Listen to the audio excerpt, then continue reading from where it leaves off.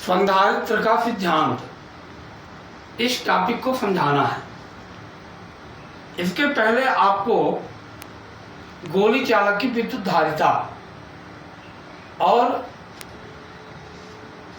विद्युत धारिता की परिभाषा, इस टॉपिक पर चर्चा कर चुके हैं।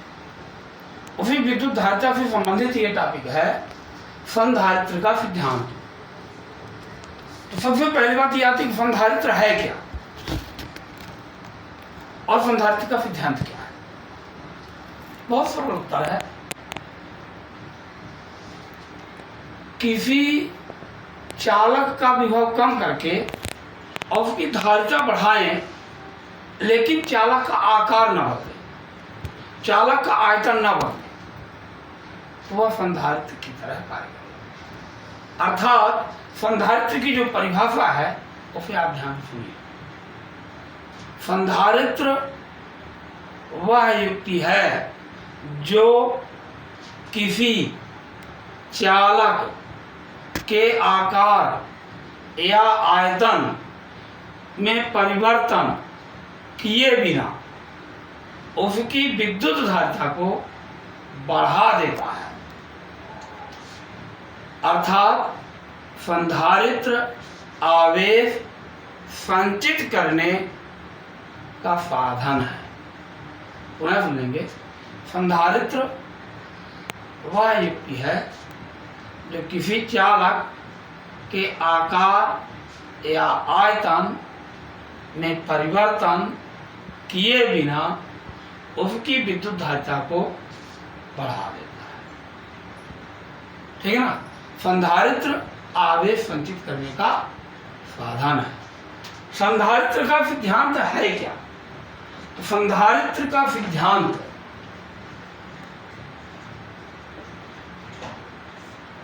इसे समझने के लिए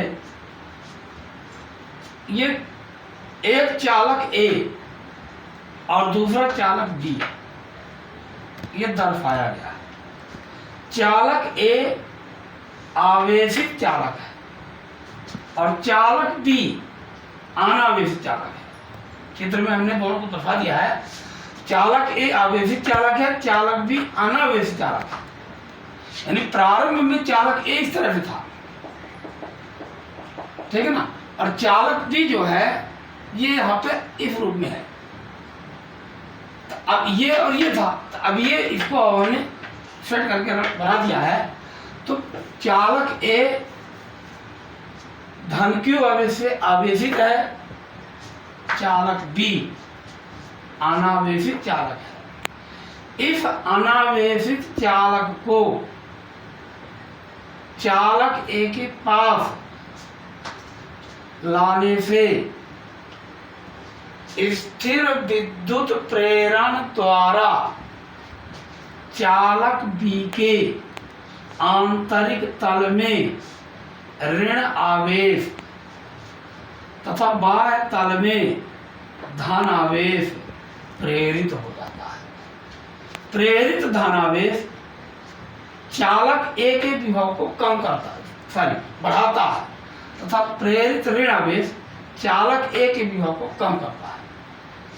प्रेरित ऋण आवेश प्रेरित धन आवेश के सापेक्ष चालक ए के अधिक समीप है, अतः चालक ए के विभव को कम कर देता है।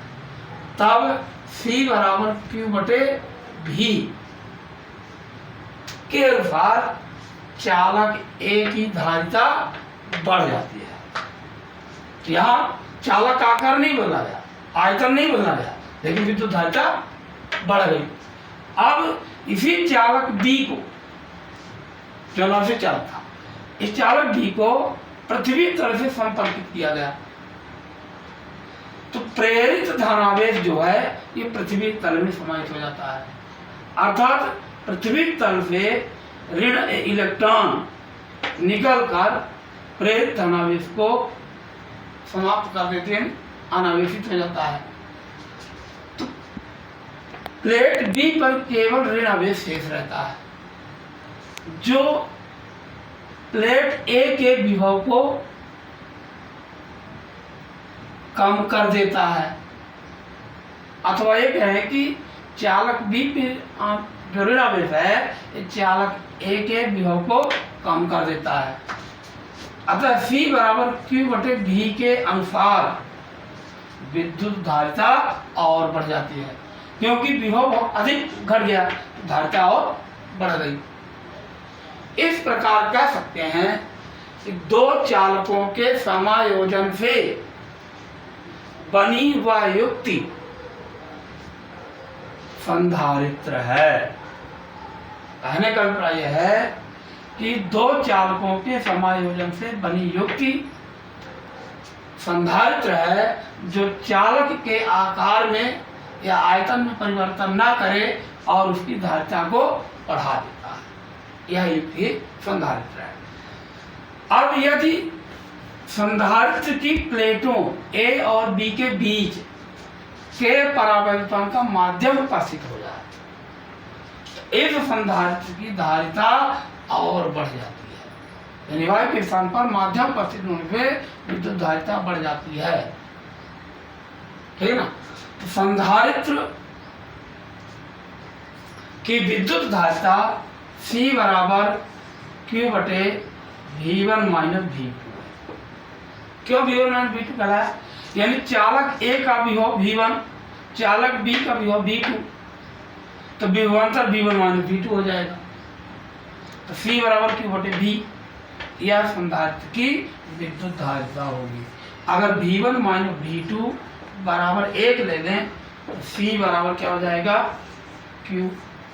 अतः संधारित्र की दो प्लेटों के मध्य एकांक विभवांतर होने पर संधारित्र की प्लेटों के बीच जो आवेश दिया जाता है उसे उस संधारित्र की विद्युत धारिता कहते हैं। ठीक है ना। यही संधारित्र का मुख्य सिद्धांत है। ओके।